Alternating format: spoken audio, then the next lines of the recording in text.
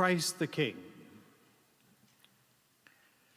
Kings are not the most familiar concepts to us. And so I think it's always helpful to refer back to a biblical understanding of kingship. And we find that in our first reading today, King David. King David was a wonderful military leader. He had a charism that drew many people together. Before King David took the throne, there were 12 tribes in Israel, and there wasn't any sense of unity. There wasn't a sense of unifying for protection, for well-being of people.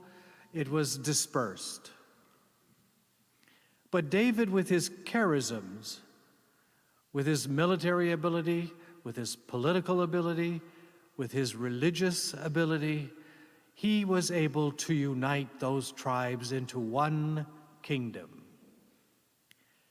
And the two perhaps best descriptions of King David was his unity and solidarity with his people.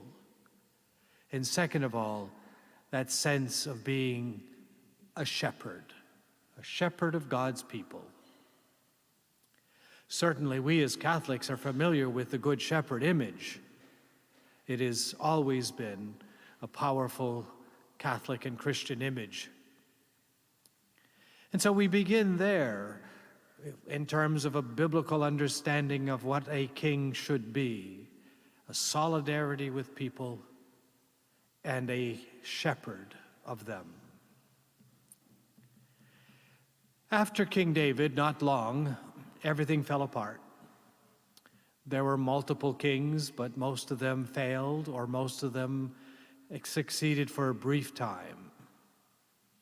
And so everyone was waiting for another king to liberate them and to return to the great glory of the King David. Nobody really agreed of what that might be like. But there was one thing and one thing alone that they agreed in, and that was he needed to be a descendant of King David. And Jesus was a descendant of King David. It certainly is ironic that here, as we celebrate this kingship of Jesus, we have a story of the crucifixion. In the story, we have people jeering at him, mocking him. The rulers do it. The soldiers do it. One of the criminals does it. He is insulted. He is degraded. He is made to be seen as an absolute failure. This is the image of Christ, the King, the universe, we might ask ourselves. So then we turn our attention not to the jeerers, but to the criminal who is being crucified with him. He realizes that Jesus is innocent. This is the third person that has proclaimed Jesus' innocence. Herod proclaimed Jesus innocent. Pilate proclaimed Jesus innocent twice. And now we have this criminal. Ultimately, Jesus' reign is about not denying or defying the power of death. The rulers, the soldiers, the criminal, they all want him to save himself and save them. They all want him to defy the power of death. They all want him to exhibit great power. But Jesus won't do it.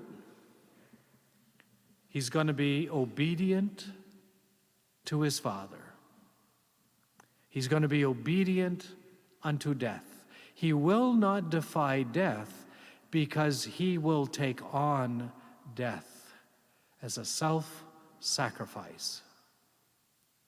He will take on death to be in unity with the people, his people, God's people, all people who need to face the power of death. He will join them in that reality of humanity. And he will not defy death because God has power over death. And so what may seem to be such an ironic reality of a crucifixion story at the celebration of Christ the King reminds us that he is king because of his power over death and over sin. It is that kind of kingship. It is Jesus' kingship who unites himself to his people even unto death on a cross. It is a kingship that not only unites him to his people, but shepherds them into a new life. And so the kingship of Jesus is about love, self-sacrifice, mercy, and forgiveness. It is that unifying reality of Jesus' kingship that puts him over all kings, all the nations of the world.